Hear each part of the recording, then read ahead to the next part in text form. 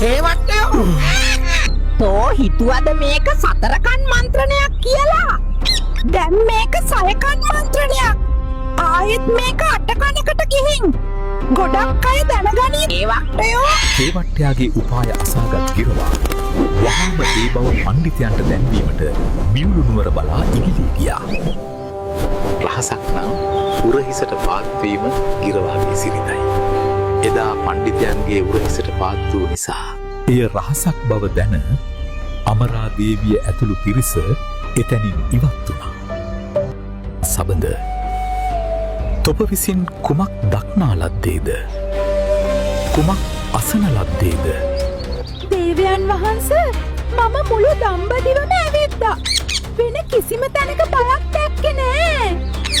උත්තර පංචාල නුවර චූලනී බ්‍රහ්මදත්ත රජුරුවන්ගේ කේවට්ටයා රජුරුවන්ව උයනට එක්කන් ගිහින් සතරකන් මන්ත්‍රණයක් කළා. මම ඒ ඔක්කොම අහගෙන හිටියා.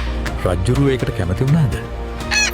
ඒත් තොරතුරු දැනගත් මහෝෂධ පණ්ඩිතයන් වහන්සේ ගිරා පෝතකයාට බොහෝසේ සත්කාර කළා.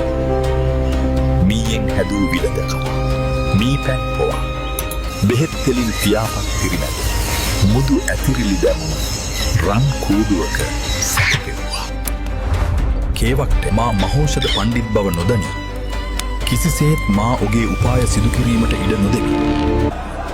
මහෝෂධ පඬිතුමා වහාම තම නුවර ආරක්ෂා කිරීමට පියවර ගත්තා. ඔහු අනකලා නගරයේ සිටින දුප්පත් ජනතාව පිටතට යවා පිටත සිටින ධනවත් පවුල් පදිංචි කරවන ලෙසට. මේ අතර කේවට්ටයාගේ උපදෙස් පිට චූලනී රජු මහා සෙනගක් පිරිවරාගෙන රජවරුන් 101ක් යටත් කරගත්තා. ආචාර්යනී, අපට ඉතිරිව ඇත්තේ වේදේහ රාජ්‍යය පමණයි. අපි දැන් මේ රාජ්‍යයත් අල්ලා ගනිමු.